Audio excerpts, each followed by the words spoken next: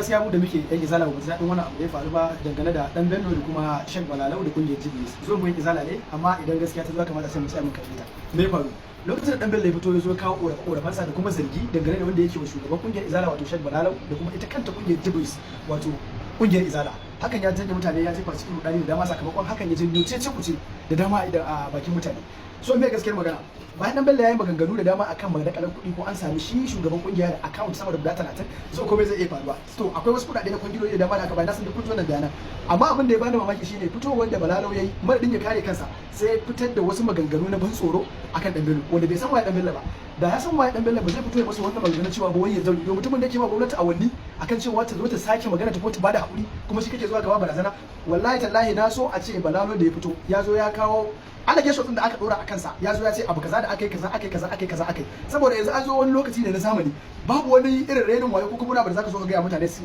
fahimce ka kawai za a yi abu ne da hujja ƙwarya ban ƙwarya ake zube ban ƙwarya ake duk abin da ka sanar hujja ka fito ka faɗa sai media ta sani amma idan mutum ya zo tumce ka da abu ba za ka zo ka mai barazana ba kan cewa wai zo ya ba tare da ka kawo musu hujjoji ba idan ba haka ba ka je kotu shi ma na da hujjojinsa da wanda ke kira ga ƴan uwana ƴan ahli sunna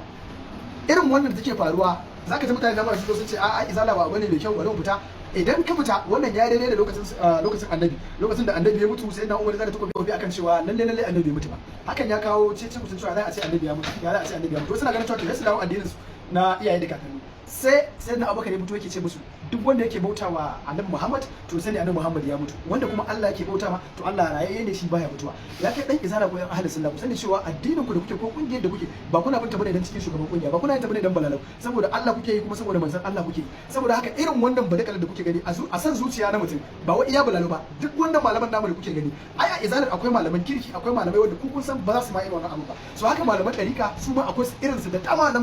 masu da gwamnati masu da sadakawa saboda haka kar mu yi amfani da abubuwan da malamai suke yi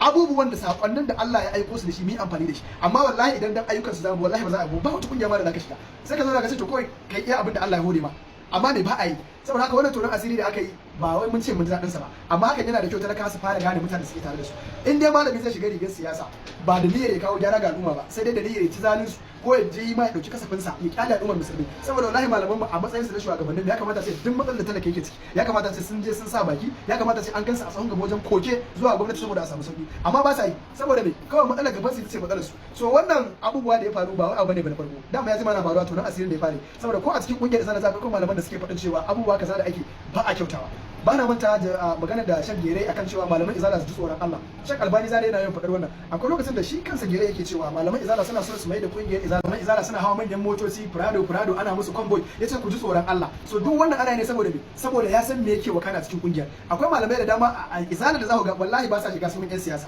ba sa shiga kuta saboda haka mutanen mu kada ba wannan dalilin ya sa ku ce wai ku kun fita daga harkar ahli sunna wato izala ba da su kuke yi ba Allah ubangiji ya sa mu dace